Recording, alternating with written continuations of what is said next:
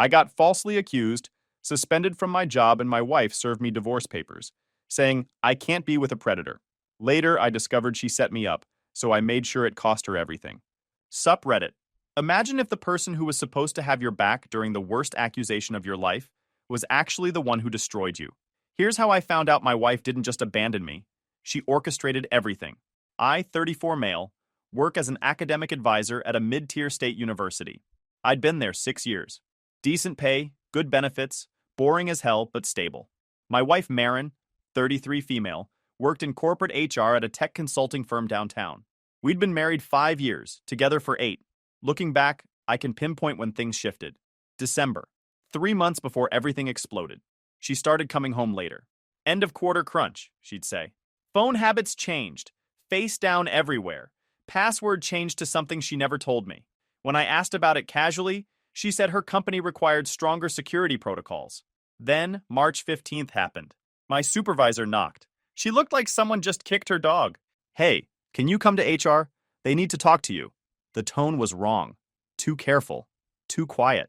Got escorted to a conference room. 3 people I'd never met. HR director, Title IX coordinator, and someone from the university's Office of Institutional Equity. They introduced themselves. Then they hit me with it. We received an anonymous report through our student conduct hotline. The report suggests a violation of university policy regarding appropriate staff-student interactions. Per institutional protocol, we're placing you on administrative leave pending review. I sat there like they'd just told me I had 6 months to live. What? What violation? What are you talking about? The coordinator jumped in. We can't provide specifics at this stage. You'll receive a notice of investigation within 7 to 10 business days that includes a redacted version of the complaint. For now, we need you to surrender your access card and keys and refrain from coming to campus. This is insane, I said. My voice sounded far away. I haven't done anything. The HR director slid a piece of paper across the table. A notice of leave. My name. The date. A paragraph of legal boilerplate. A line for my signature acknowledging receipt. You're entitled to consult with an attorney or union representative, but we do need you to leave campus today. I signed it because what else was I going to do? I went back to my office and exported my entire inbox and calendar to a flash drive. 6 years of records. I'd cut my access 10 minutes later. My supervisor was waiting in the hallway when I came out. She looked like she'd been crying. I don't know what they told you, she said, but I know you. You wouldn't do this. I didn't trust myself to respond. Just nodded and kept walking. Handed my keys and ID card to the coordinator at the security desk. 20 minutes later, I was sitting in my car in the parking lot with a box of my life on the passenger seat. No job, no answers, and the growing realization that someone had just destroyed me. I called Marin. She didn't pick up. Texted her. Need to talk. Something happened at work. Call me when you can. She replied 2 hours later. In a meeting. What's wrong? I got suspended. False accusation. Need to talk. 3 dots. Then, OMG, are you okay? I'll be home by 7. She got home at 8:30, walked in with takeout from the Thai place we used to go to, sat down across from me at the kitchen table and asked what happened. I told her everything. The meeting, the accusation, the suspension. I told her it was a lie, that I'd never touched a student, never even thought about it, that I didn't understand who would do this or why. She listened, nodded in the right places, said all the right things. This is insane. They can't just believe some random person. We'll fight this. Then she got quiet for a second. I just need to ask, and I'm not accusing you, but is there anything that could be misinterpreted? Any emails that might look different to someone who doesn't know you? No, nothing like that. Okay. She reached across the table and squeezed my hand. I'm just trying to understand what we're dealing with. We need to be prepared for everything. I know. This is going to get messy. My office is already asking questions. I need to know you're telling me everything. I am. She nodded. Okay. Then we'll figure this out. But something in her voice felt off, like she was already calculating. Within a week, everyone knew. My phone blew up with carefully worded, "Hope you're okay" messages. A few friends went ghost. People stopped replying once my name got attached to student complaint. My mom called on day 3. I could hear her crying before she said hello. What happened? Her voice was careful, scared. I told her the truth. Someone made this up. I didn't do anything. She went quiet. Then said she and Dad had talked. They thought it was best if I didn't come to Sunday dinners for a while. Just until this blows over. My brother called next. 2 years younger, always the golden child. Attorney. Perfect suburban life. Bro, what the heck? It's not true. Then why are they investigating? Because someone lied. He exhaled. Mom's freaking out. With the kids and everything. We think it's better if you keep your distance for now. I got it. I got that my own family was cutting me loose because I was embarrassing them. I hung up on him. My sister sent a short text. Said she needed space to process. Didn't ask for my side. Just shut the door. Only my dad kept calling. You doing okay? He'd ask. When I said I needed an attorney, he wired me $5,000 the next day. You didn't do this, he said. Not a question. A statement. I know. You're not smooth enough to pull off an affair, and you're too much of a Boy Scout to risk your career. Marin played her role perfectly at first, the devastated wife. But there were cracks. She stopped sleeping in our bed, took the guest room, locked the door. She'd disappear for hours and come back saying she went for a drive. Her phone was a vault. Change the password again. One night I asked her point blank, "Do you believe me?" She didn't even look up from her phone. The screen lit up her face in that cold blue glow. Does it matter? Yeah, it matters. You're my wife. Am I? She finally made eye contact. Because the man I married wouldn't be in this situation. My stomach dropped. You actually think I did something? I think you got yourself suspended. I think you put us in this position. And I think I'm the one dealing with the fallout while you sit here feeling sorry for yourself. Marin, I lost my job. My family won't talk to me. Oh my gosh, enough. She stood up, phone clutched in her hand like a weapon. Do you hear yourself? It's always about you. Your job. Your reputation. Your feelings. What about me? Do you know what people at my office say when I walk by? Do you know how humiliating it is to have a husband under investigation? The words hit like a slap. She'd never talked to me like that before. I don't care. Her voice was ice. Whether you did it or not doesn't change the fact that you destroyed everything. My career is taking hits because of you. People judge. And I'm tired of defending you when I don't even know if you deserve it. I stared at her. This woman I'd been with for 8 years. Married for 5. Planned a future with. She looked at me like I was garbage she couldn't wait to take out. 10 days after my suspension, the notice of investigation finally arrived. Certified mail. I ripped it open standing in my dad's driveway. The complaint had been filed March 14th at 11:47 p.m. through the online Title IX portal. Anonymous. 2 pages. Single-spaced. Detailed. The complaint said a junior named Alina had been uncomfortable with my persistent attention since January. Said I'd emailed her frequently with overly personal questions. Said I'd scheduled advising appointments during unconventional hours. Said I'd suggested meeting off campus to discuss her academic future. Said another student had witnessed me being overly familiar with Alina in my office. It was specific. It was convincing. And it was complete garbage. I pulled up the flash drive with my exported work emails. Searched for Alina's name. Found exactly 11 emails between us spanning 2 semesters. January 14th. Alina asking about credit transfer from community college. My response. 2 paragraphs explaining the process and linking the transfer equivalency database. No frequent emails, no personal questions. Nothing even remotely inappropriate. Next, I pulled my exported Outlook calendar. Found Alina's appointments, January 18th at 2 p.m. and February 8th at 10 a.m., both during my posted advising hours. Both logged in the student system where anyone could see them. Both during the day with other people in the hallway and my door half open because that's how I always did appointments. Credit card statements showed nothing social, nothing off campus. The complaint was fiction, but it was detailed fiction. Whoever wrote it knew enough about my job to make it sound plausible. They knew university terminology. They knew how Title IX investigations work. They knew exactly what to say to trigger an immediate suspension. Marin knew all of this. She'd heard me talk about my job for 6 years. Advising hours, appointment protocols, the kinds of complaints that got people suspended. She worked in HR. She understood investigations, documentation, risk management. She'd told me once about a case at her company where they fired a manager for harassment based on an anonymous tip. Told me how they couldn't take chances even when the evidence was thin. She'd literally given me the playbook. And I hadn't realized she was teaching herself how to use it against me. 3 months into my suspension, after barely speaking to me, I came home to find her sitting at the kitchen table with some guy in an expensive suit. Briefcase open. Papers spread out like they owned the place. The sound of a pen clicking. He was tapping it against his legal pad, probably timing how long it would take me to process what I was seeing. She didn't even flinch when I walked in. Didn't look surprised or guilty or anything.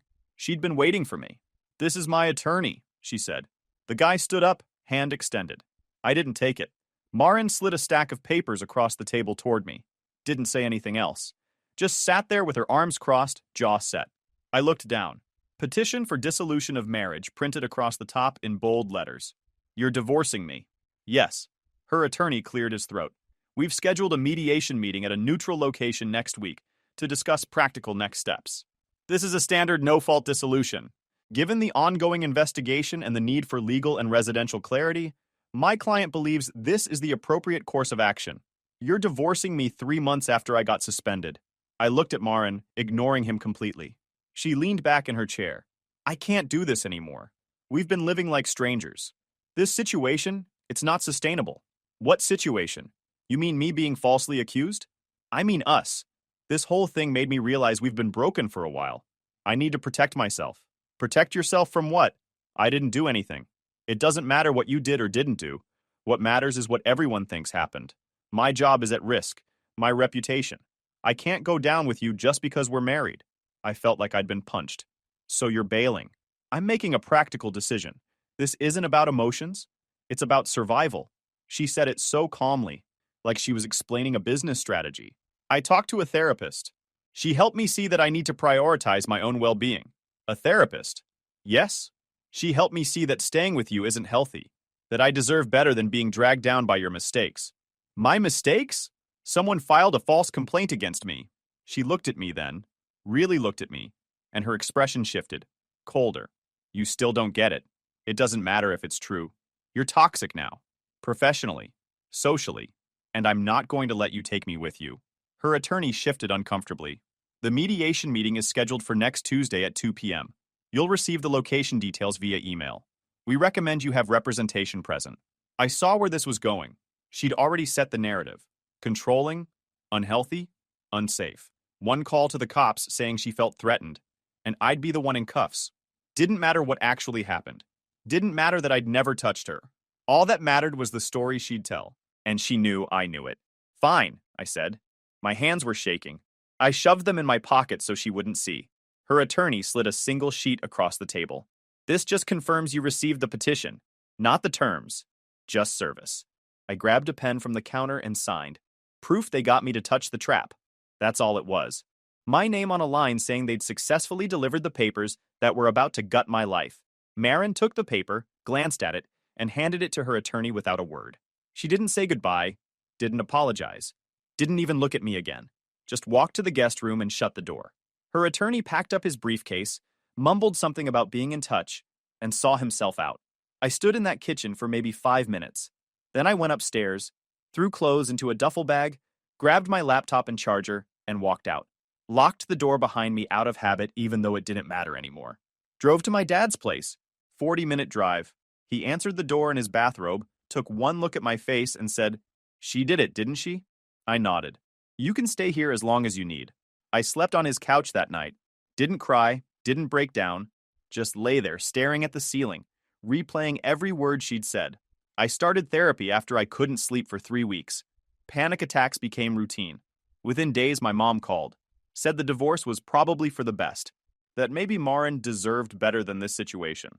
That I needed to take responsibility for my part in all of this. Marin had been talking to her for weeks. I could hear it in the phrasing. The way Mom said, "your part," like she'd been coached. Like Marin had already laid the groundwork, painted the picture, turned my own mother into a character witness for the other side. I stopped answering her calls. My brother texted. Said Marin had reached out to him. Told him I'd been difficult and she'd finally found the courage to leave. Said he was disappointed in me and needed time to process. She'd gotten to him too, probably months ago. I blocked his number. My sister sent an email, long, detailed, about how she'd always sensed something was off about our marriage, how Marin had confided in her about things I'd supposedly said or done, how she was standing with Marin. The whole family turned, all at once because Marin had spent months setting it up. The only person who didn't abandon me was my dad. He called every morning, asked how I was doing, didn't push when I said I didn't want to talk about it. Just let me know he was there. "You'll get through this," he'd say. I didn't believe him, but I appreciated him saying it anyway. I rented a crappy one-bedroom apartment near the highway. It was depressing as hell. It was also all I could afford. Spent my days applying to jobs I'd never get because a search of my name now returned academic advisor suspended pending investigation. Even places that claimed they didn't do background checks would ghost me after the phone interview. I burned through savings, sat in that awful apartment, and asked myself one question on repeat. Who benefits from destroying me? The answer was obvious. Marin. Think about it.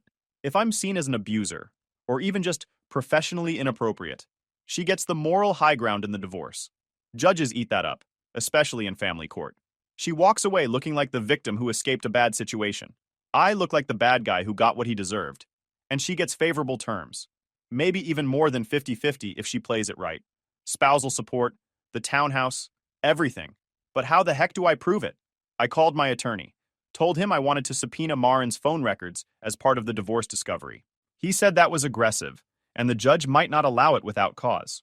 What if I think she filed the complaint? I asked. Can you prove it? Not yet. Then you're asking for a fishing expedition. Judges hate that. Look, she filed for divorce 3 months after I got suspended. She's calling me controlling and emotionally abusive. She's setting up a narrative. Her credibility is on the table. I need to know what she's hiding. He was quiet for a second. Then, I'll file the motion, but don't get your hopes up. It took 2 hearings and a lot of back and forth before the judge finally granted limited scope. Marin's attorney fought it hard, claimed it was invasive and irrelevant, but my attorney argued that her abuse allegations made her credibility and pattern of behavior directly relevant to the divorce. The judge approved call and text logs only, no message content, for a limited date range. I'm allowing this narrowly, the judge said. Call logs and metadata from March 1st through March 31st. Nothing more unless you show cause for expansion. 2 weeks later, I finally had the records. I spread them out on my card table and started digging. I became the kind of guy who saves PDFs like they're ammo. March 12th, 3 days before I got called into HR. Marin sent 14 texts to a number I didn't recognize. I Googled it. Nothing. Ran it through a reverse lookup service. Nothing. My attorney subpoenaed the subscriber information. It took another 3 weeks to get anything useful. Finally got it. Keaton. Same company as Marin. Same department. I looked him up on LinkedIn. Senior HR business partner. Specialization, employee relations and compliance. The guy who handled investigations and wrote up termination reports. The guy who'd know exactly how to draft a Title IX complaint. I kept digging. The pattern was clear. March 13th, 6 texts.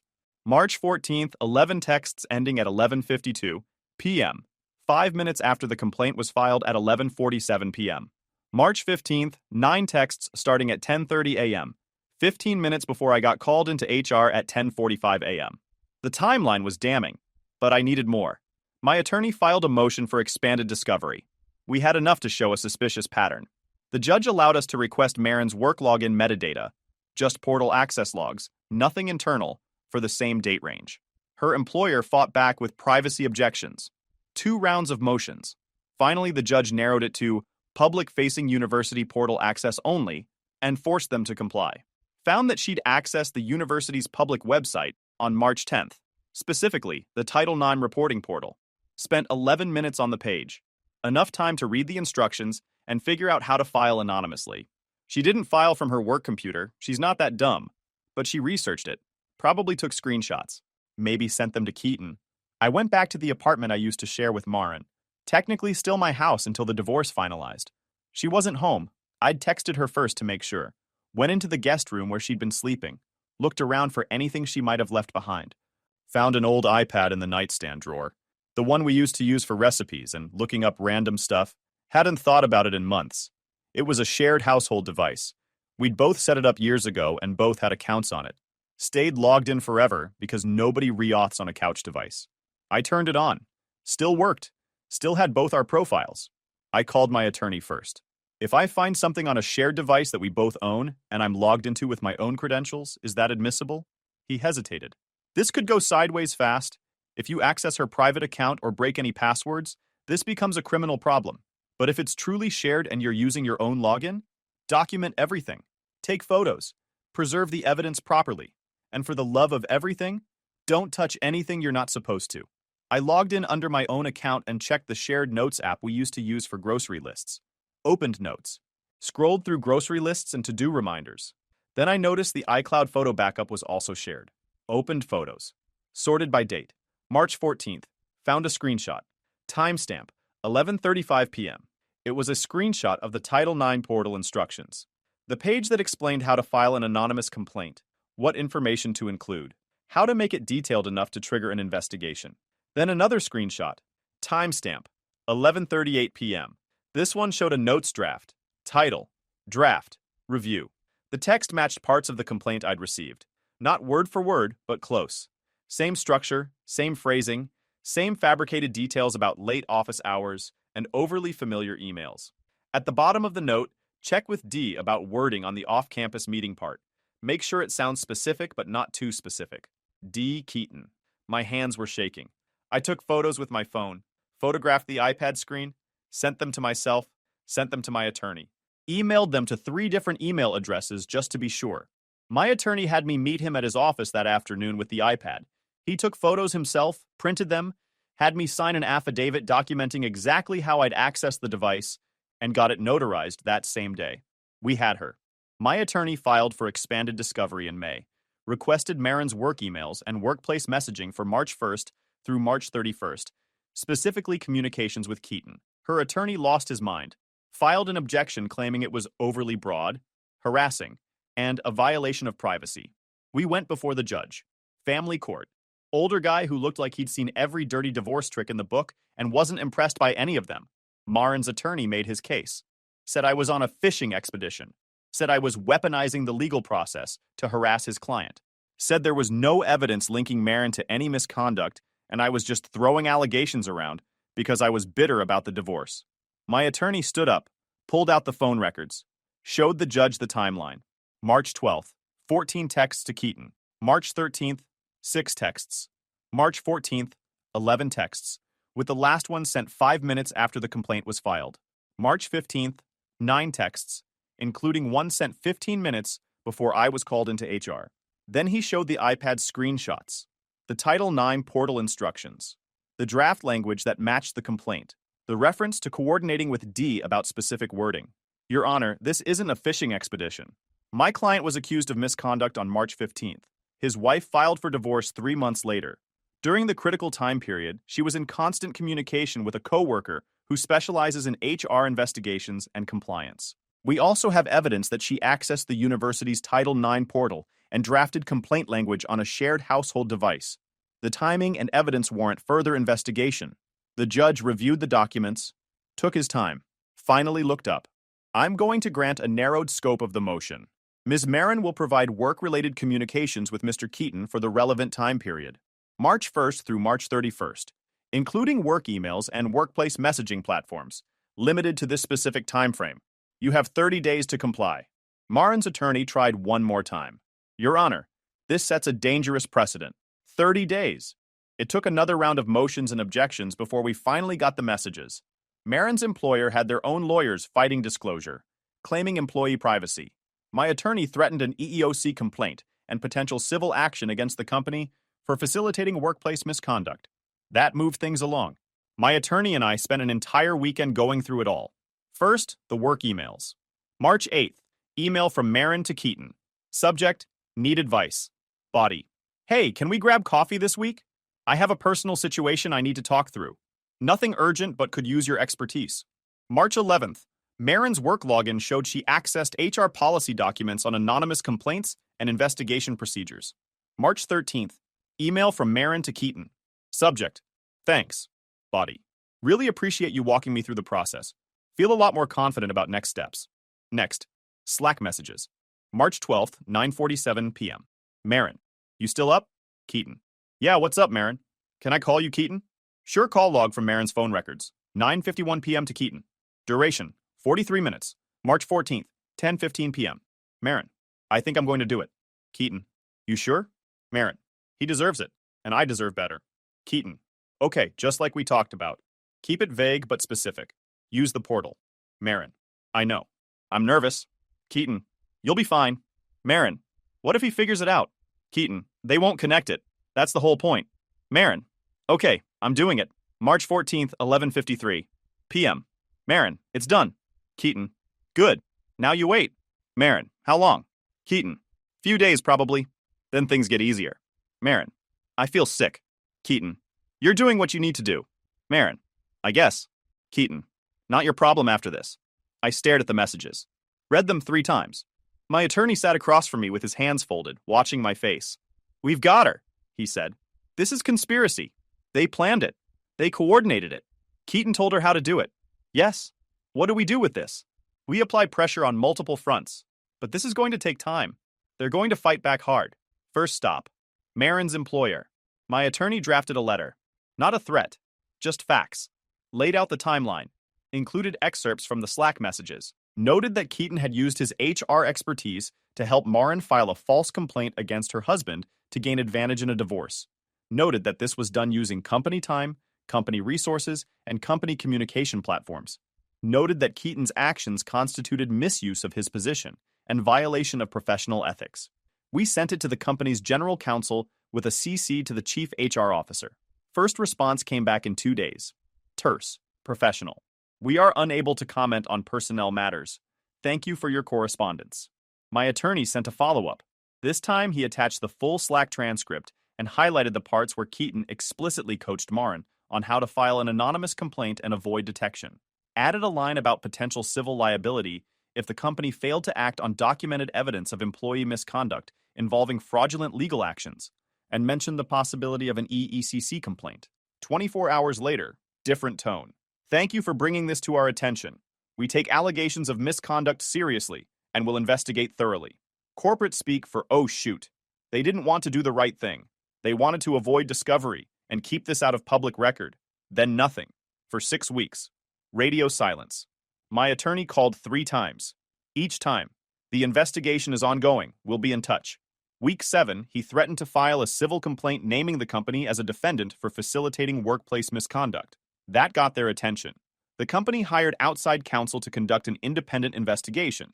They interviewed both Marin and Keaton separately, made them provide written statements, reviewed the message logs, had their personal attorneys present. The whole process took 60 days.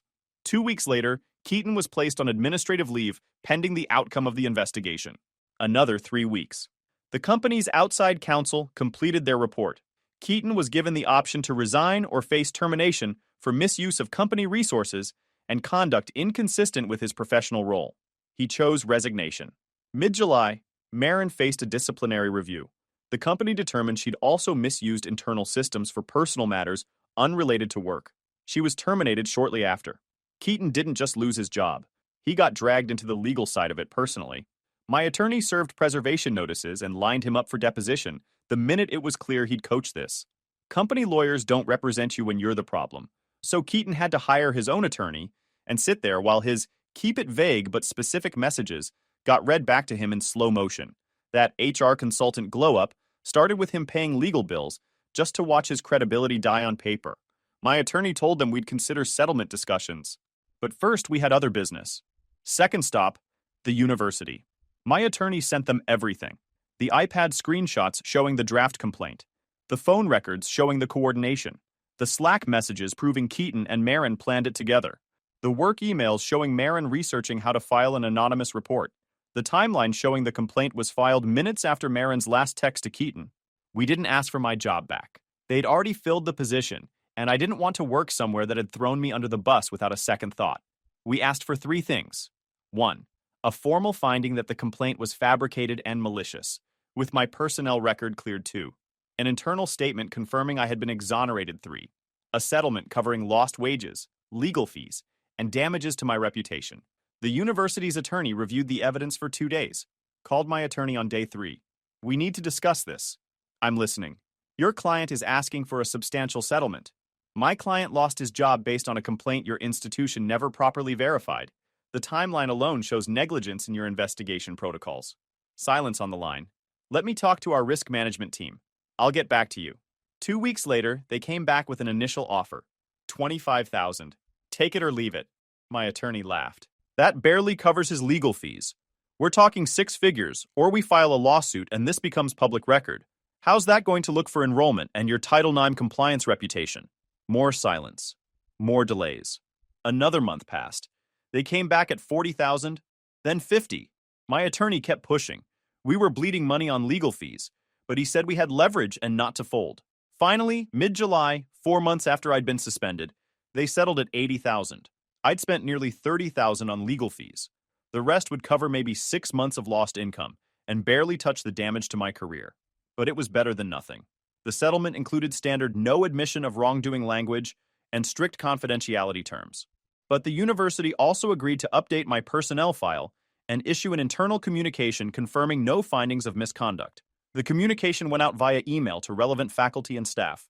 Short, carefully worded. The matter involving former employee, my name, has been resolved. Following comprehensive review, the investigation did not result in findings supporting the allegations. Personnel records have been updated per institutional policy. Didn't say false, didn't say fabricated, didn't mention Marin or Keaton, didn't apologize. Just bureaucratic nothingness that technically cleared my name while admitting zero fault. But people aren't stupid. Nobody needed the paperwork. 2 HR people vanished. I got cleared. Patterns did the talking. Someone in HR knew someone in admin who knew someone in my old department.